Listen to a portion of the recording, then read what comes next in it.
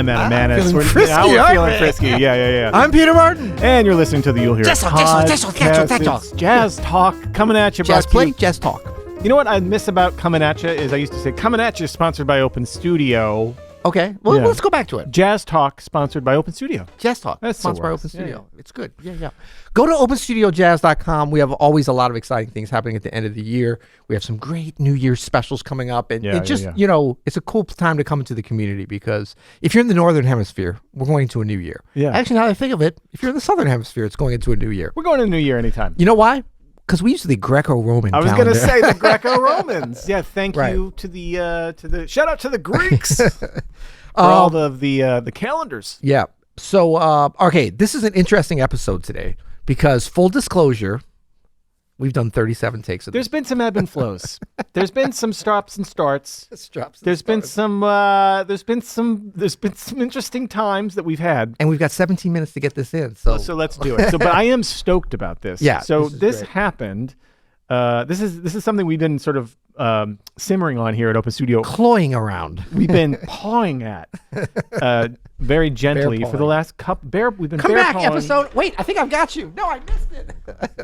We've been bear pawing this for a couple of months here. Ever since we had the great Aaron Parks in our studio. By the way, was that intro? Were we supposed to be playing like Keith Jarrett? Nah, man. We're supposed to be playing like John Coates Jr. Because it's...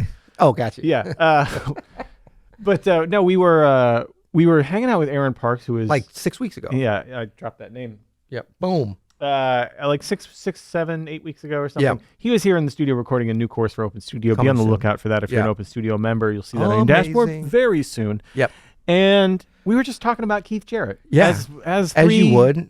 Jazz pianists might be doing over lunch. Yeah. And he kind of out of nowhere was like, well, you guys have heard John Coates Jr., right? I think he was even kind of like, oh, well, you know, that was from Coates. And I was like, wait, what? He's like a magic code like or Peter's antennas, like, came but up. I mean, but then he kind of looked at us like, oh, you don't know. He got excited. Yes. Aaron. Yes. That we didn't know about the Coates Jarrett connection, alleged unsolved mystery. And then he connected his phone to our Bluetooth speakers via in the studio, Bluetooth. and he played us this.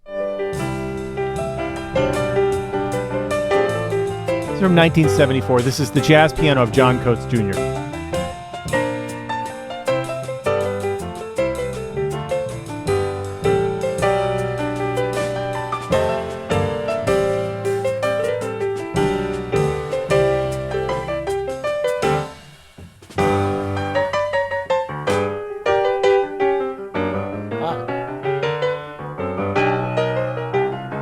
So good, man.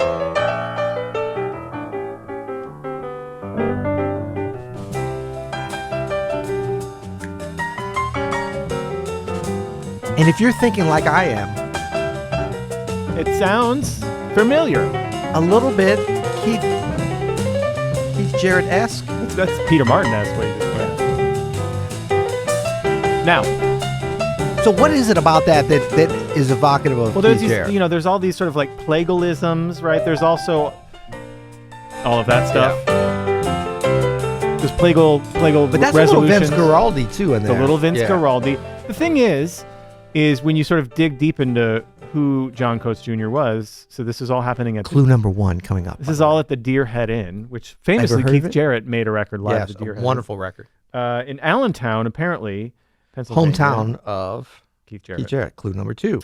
Keith played drums in John Coates Jr.'s band. Clue number 3. When he was a teenager. For 2 years, he played drums behind John Coates Jr. playing piano. Yep. And there's the similarities between the two, that specific sound. Obviously, Keith Jarrett has a world of sound at his fingertips. There's not just one influence, but it's hard to pinpoint a more like, that's that thing that Keith does than this. And then there is like some speculation, like Ethan Iverson has a blog. A blag. Is it a Christmas blog? Is he doing Blogmas? Is it a Blogmas? No, I don't think so. No, but about just a brief mention of this and kind of alluding to, well, did John Coates steal this back from Keith? This sound? Because there's an early John Coates Jr. record in 1956 I've not heard, I can't find, that apparently it sounds less like this and more like just a typical, So it's a question of is the tail wagging the dog? And I think we said that they were actually pretty close in age. John Coates is 7 years older. So okay, so a little bit separated. Or was 7 years old. He passed away a couple years ago. Right, but not that long ago. Like what, 5 years ago or something? Yeah. But yeah, no, it's super interesting. And to me, it's not a big deal of like, wait, who's copying who? It's very interesting though. It's interesting though. It's just so exciting to hear. I think probably it's a little bit overstated in terms of just like, this is where Keith got all his stuff, because that just plays into like he played with them when he was younger. But like we say, that we haven't seen any evidence that Coates was playing in this way that he did in the mid 70s, which obviously there's a lot of documented recordings of Keith by this point. Yeah. By 74 playing like this. With the American Quintet, I think already, maybe not the European, but I mean like the solo piano stuff, Facing You. Yeah. We're almost getting into Colin concert, getting close. So I mean, there's all this stuff. So Coates would have heard that. But it's certainly. definitely, they're from the same place, which that is interesting that there's a sound out of this place. That's what's cool about it. Like the Texas tenor things. Is there kind of a countrified, what is this, the Poconos? Yeah. Allentown? Yeah, this is a Pocono mountain. Wait, is this the part of Pennsylvania? There's a great President Biden, Joe Biden, Uncle Joe as we call him at our house. Shout out Joe Biden. I don't know. If you're listening, Joe. He had a great quote. He's from Pennsylvania. Yeah. And he said, the thing you got to know about Pennsylvania is you have Pittsburgh in the west. I'm paraphrasing. In the west. You have Philadelphia in the east. And in between you have Alabama. That's correct. That's the way. Yeah. Oh, it's correct. That's correct. Joe's from Scranton, right? Scranton. Yeah, so he would know. Also, John Coates Jr. lived in Scranton. I think he spent the last part of his life in Scranton. Yeah. Yeah, I think it's interesting. Dunder Mifflin is based there. Of course. Not is this like Keith's influence or whatever? More just like there's a sound from this area between these two musicians. And also and I'm what's sure interesting beyond, right? is, and this is not to be undersold, Peter, John Coates Jr. is bad. Yeah. Like he is incredible. Bad isn't good. Like, let's listen a little Jazz more. Talk alert. This is again Jazz Talk alert from the Jazz Piano of John Coates. You can find this on Spotify or anywhere. But let's listen to this. This is "Love Is Enough," I believe. Love is enough. All that two-handed stuff.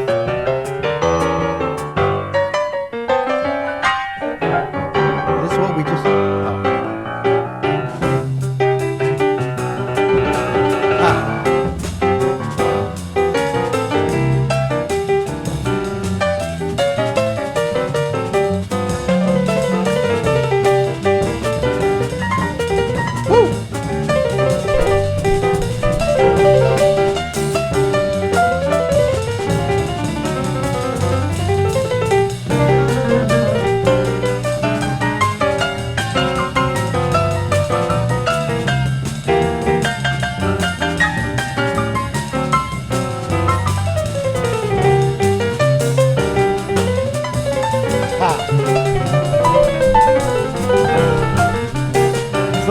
It's a little bit, obviously, like a little bit rougher around the edges than these hits here than Keith's playing during this time. It isn't, but I think it's someone interesting. Like I've been listening to him since Aaron Parks hipped this to him, and I really like his playing. I really like his whole concept. He is. I went on a little deep dive this morning of YouTube. There's one video of him which is pretty cool actually. I've been playing solo piano. But a lot of the videos that come up when you YouTube John Coates Jr.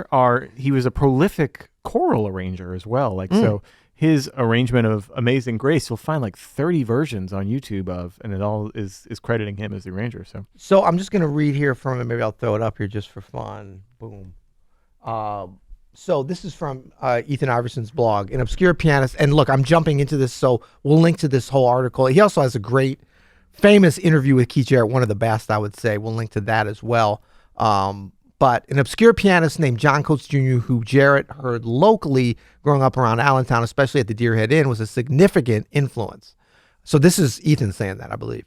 Coates didn't record anything resembling countrified piano. I love that phrase. I mean, which is what that is. All of this, like, right? Yeah. But and it's for another episode is what's in between country. Can we try that?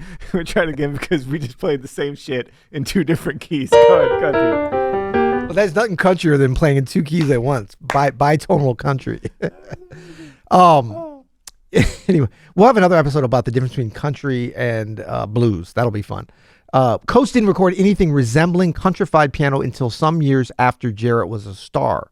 certain tracks from the jazz piano of John Coates Jr. Is that what you were just playing? Yeah. The 1974 record are appallingly similar to Jarrett. However, similar. I thought that said appealingly similar. No, it's appallingly. However, the story is not that clear. People argue about whether Coates changed his style to be more like his student or not. Amazing. Interesting that he refers to him as a student. This is all Ethan Iverson. On Portrait, the 56 Coates trio disc with Wendell Marshall and Kenny Clark. Ever heard of him? Kluk. The music is normal piano jazz without much personality. That's so Ethan Iverson. Normal piano jazz without much personality.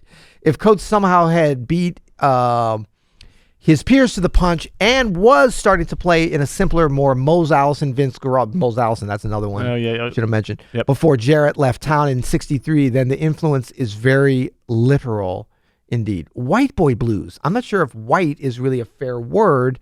Whatever you want to call it, songwriters Bob Dylan, Lennon McCartney offered slightly syncopated, even eighth songs that exploded everywhere that was on a jukebox, et cetera, et cetera. Anyway, that's just, I think an interesting take. Ethan Iverson usually is pretty spot on with his analysis and his historic delvings into these things. Either way, it's a very fun musician to check out. And if you like that 70s Keith countrified thing, you're going to like John Coates Jr. And I encourage you to go take a little deep dive on your own. And if you don't have time to go down to Alabama for some country music, go to Central Pennsylvania, see what you can find. By the way, there's probably some musicians out there that would have gone to the Deer Head Inn to hear John Coates Jr. a lot, that would listen to this podcast. I'd love to hear how Keith Jarrett sounded on drums. Oh, that would be great. If you heard Keith on drums in that trio, or if you just would go and check out John Coates Jr. at the Deer Head Inn, comment on here if you have any stories or if you have any insight into the whole situation. But before you comment, we're going to need you to sign an affidavit swearing that you were there and you were not just some interloper on tour. We'll need proof. We'll need a receipt. We'll need a picture. One other thing we need people to do on our YouTube page, even if you're listening to this pod, we love you,